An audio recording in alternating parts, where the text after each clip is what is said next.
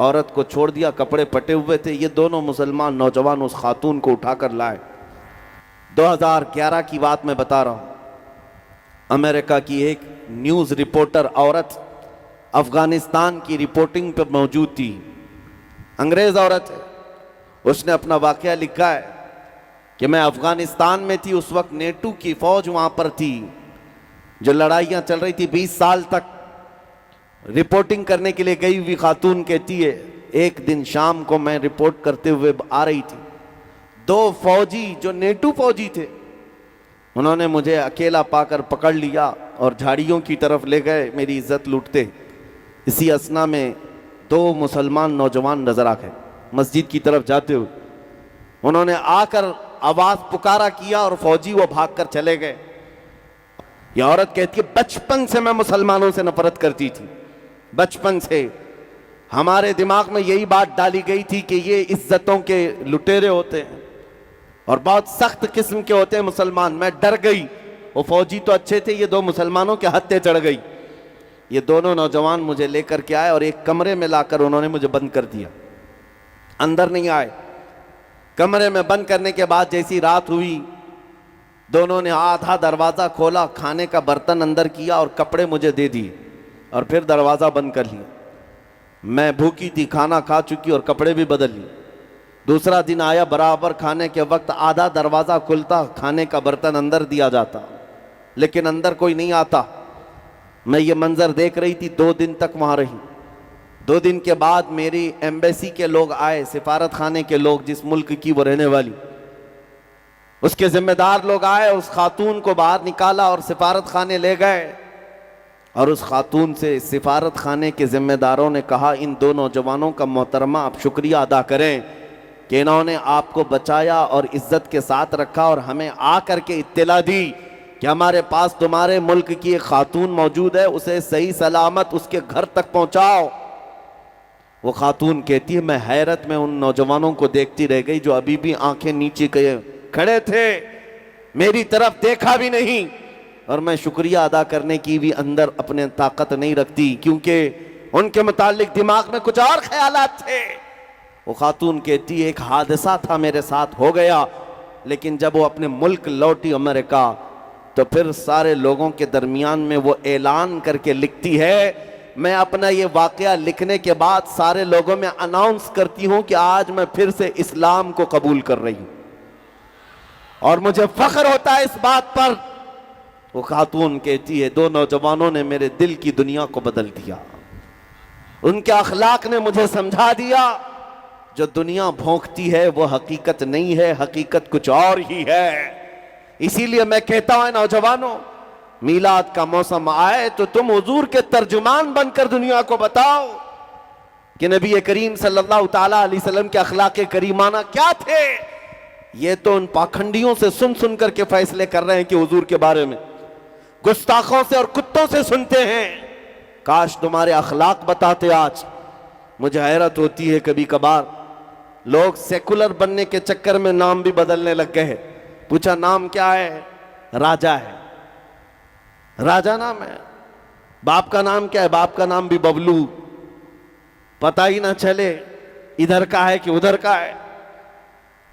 Common बनना है, secular बनना है। बहुत सारे लोग ख्वाहिश भी यही रखते हैं। हम दुकानों का नाम, बिजनेस का नाम ऐसा रखना चाहते हैं, वैसा रखना चाहते हैं। मेरे अजीजों, तुम छुप छुपा करके ये तमाम चीजें करना चाहते हो। जरा ये तो बताओ, आपसे एक सवाल करता हूं, अगर हुजूर की गुलामी से दुनिया तुम्हें पहचानती है तो क्या तुम्हें कोई दिक्कत है? कोई दिक्कत है? हुजूर का गुलाम कहकर दुनिया पुकारी, दिक्कत किस बात की? ये हमारी जिंदगी की मेराज है। दुनिया हमें नबी पाक का गुलाम कहकर पहचानने लग जाए, इससे बड़ी सआदत हो क्या सकती है? लेकिन अफसोस है कि तुम सेकुलर बनने के चक्कर में अपने आप को ऐसा बना रखे हो। इसीलिए मैं कहता हूं, अखलाक ऐसे बना लो कि तुम्हें तुम्हारे नाम पूछकर, तुम्हारे बाप का नाम पूछकर लोगों को कंफ्यूज होने की जरूरत नहीं, बल्कि जिस दिन तुम किसी मोहल्ले से चलने लग जाओ, देखकर कहें ये ताजदार मदीना का गुलाम लगता है, इसकी खुशबुएं बताती हैं इसका ताल्लुक मदीने तैयबा से है। तुम्हारे अखलाक ही अक्कासी करें, तर्जुमानी करें। मीलाद का मौसम आया है। आज से कुछ साल पहले की बात, मैं अपना तजुर्बा बता रहा हूं। मैं सफ़र से उतरा था ट्रेन से, एक नौजवान आया। 12 रबीउल अव्वल शरीफ का दिन था। उस दिन जुलूस और सारे लोग खुशियां मना रहे होते।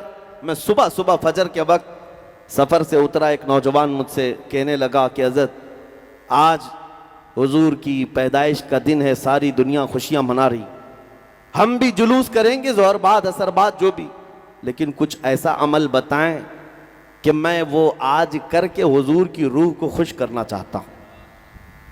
कोई ऐसा अमल बताएं।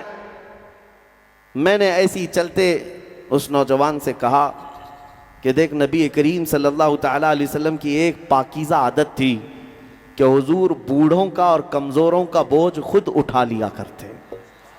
और नबी करीम सल्लल्लाहु ताला अलैहि वसल्लम की यह आदत करीमा मशहूर थी, जब भी आप किसी कमज़ोर को या बूढ़े को देखते उसका सामान उठा लेते। ये हुजूर की अजीम सुन्नत है। वो नौजवान इतना सुनकर गया, मुझे पता नहीं था, बाद में उसने खबर दी। वो ट्रेन से उतरने वाले मुसाफिरों को देखता रहा। एक बूढ़ी औरत उतर रही थी 2 बड़ी थैलियां लेकर। ये गया, नौजवान कहा, अम्मा जी मुझे दे दो, मैं लेकर चलता हूँ। वो बहस करने लगी, तू है कौन, मैं तुझे सामान क्यों दूँ। वो जिद करने लगा, मैं आपकी मदद के लिए आया हूँ। उस खातून ने कहा कि मियाँ, ना तू कुली लगता है ना कोई हमाल लगता है, मेरे सामान लेकर भाग गया। तो उस खातून को इसने कन्विंस किया, समझाया कि बात हकीकत ये है कि आज मेरे नबी मोहम्मद रसूलुल्लाह ताला अलैहि वसल्लम की पैदाइश का दिन है और उनकी आदत थी कि वो बूढ़े लोगों का बोझ उठाते।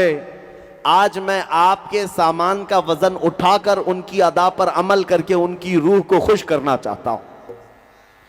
खातून ने इतना सुना तो दोनों थैलियां दे दी, थमा दिया। नॉन मुस्लिम थी, मुसलमान खातून नहीं थी। इस नौजवान ने कहा, मैं उसके सामान उठाकर लाया। थोड़ी दूर के बाद उसको टैक्सी में बिठा दिया और वो चली गई। नंबर शेयर कर लिया था। मेरे अजीजों, ये दिन में कभी ऐसे आने वाले इत्तेफाकी वाक़यात हो सकते हैं, लेकिन तुम्हें अंदाज़ा भी नहीं कि ये इत्तेफाक कितना बड़ा इनकलाब भी होता है। 6 महीने गुजर गए। वो नौजवान कहता है, उस खातून का मुझे फ़ोन आया, कहती है, बेटा तू जानता है आज से 6 महीने पहले तूने मेरे शॉपर उठाए थे, थैलियाँ उठाई थी और तूने बताया था तेरे प्रॉफेट मोहम्मद सल्लल्लाहु अलैहि वसल्लम का जन्मदिन है। उस दिन तुम उनकी आत्मा को, उनकी रूह को खुश करने के लिए काम कर रहे थे। कहा, हाँ अम्मा पहचानता हूं। कहा कि उस दिन मैं जो आई, उस दिन से लेकर आज तक तेरे नबी की सीरत ही पढ़ रही हूं। जितना पढ़ती जा रही हूं उनसे मोहब्बत होती जा रही है। मैंने कभी सोचा नहीं था, दुनिया में सुना तो बहुत था मोहम्मद सल्लल्लाहु अलैहि वसल्लम के बारे में, लेकिन पढ़ने का कभी इत्तेफाक नहीं हुआ, जानने का भी इत्तेफाक नहीं हुआ। एक दिन तूने मेरे शॉपर क्या उठा लिया, तूने मुझे मदीने के करीब कर दिया। आज मेरी रात गुजरती नहीं है जब तक तेरे नबी की सीरत नहीं पढ़ती। मुसलमान हुई नहीं हुई ये बात की बात, लेकिन मेरे अजीजों, तुम्हारा एक अखलाक दुनिया के लिए तर्जुमान बन जाता है मेरे नबी का। आप हल्के में ना लें। तुम्हारा चलना फिरना ये बताता है कि तुम किसके गुलाम हो। कभी तुम अगर मीलाद के जुलूस में डीजे बजाकर नाचते हो तो फिर ये अखलाक नहीं है। दुनिया इससे मुंह फेर लेती है, कतराती है और फिर भागने लगती है। क्या उस मोहम्मद अरबी के गुलाम ऐसे ही होते हैं? तो फिर फर्क क्या है? वो जो नशा में नाचते हैं और इनमें फर्क क्या रह जाता है? इसीलिए मेरे अजीजों, ये मीलाद का मौसम आता है तो नाच कर थिरक करके अपने ख्वाहिशात को मुकम्मल करने के लिए नहीं आता। सड़कों पर उतरे तो तुम्हारी नजरें नीची हो, तुम्हारे लबों पर मेरे आका का दुरूद हो। एक ऐसा डिसिप्लिन होना चाहिए कि लोग ना देखे कि ना चाहे भी तो उनकी नजरें उठ जाएं। जो चलते भुनते थे वो भी तुम्हें देखकर पुकार कर कहे, 14 सदियों के बाद भी मदीने की खुशबू यहां गलियों से आती है। ये तुम्हारे अखलाक से हो सकता है, ये इनकलाब तुम्हारे अमाल से आता है। मीलाद का मौसम सिर्फ लाइटिंग लगाने और कुमकुमे लगाने और सजावट का नाम ही नहीं है, बल्कि एक बहुत बड़ा मैसेज दुनिया को देना है। आज दुनिया तुम्हारी तरफ देख रही होगी। जुलूस पाक में पूरी दुनिया देखती है कि ये सड़कों पर आएंगे, लेकिन तुम्हें ये बताना होगा तुम अपने नबी से कितनी मोहब्बत करते हो, कितनी मोहब्बत करते हो। मोहब्बत अपने नफ्स से नहीं, अपनी जात से नहीं, हुजूर पाक सल्लल्लाहु ताला अलैहि वसल्लम के लिए। और चैलेंज के साथ मैं कहता हूं पूरी दुनिया में कोई कौम ऐसी ला करके मुझे बता दो जो अपने लीडर, अपने नेता या अपने गॉड के लिए, अपने भगवान के लिए ऐसी मोहब्बत करती हो। हरगिज नहीं ला सकोगे।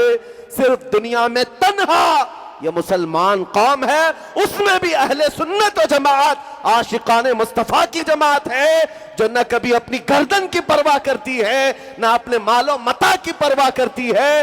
जब नाम मुस्तफा की बात आती है, न उन्हें दिन का पता होता है, न रात का पता होता है। वो बाहर निकल करके कहते हैं, जो जान मांगो तो जान दे दे, जो माल मांगो तो माल दे दे, मगर ये हमसे कभी ना होगा नबी का जाहो जलाल दे दे।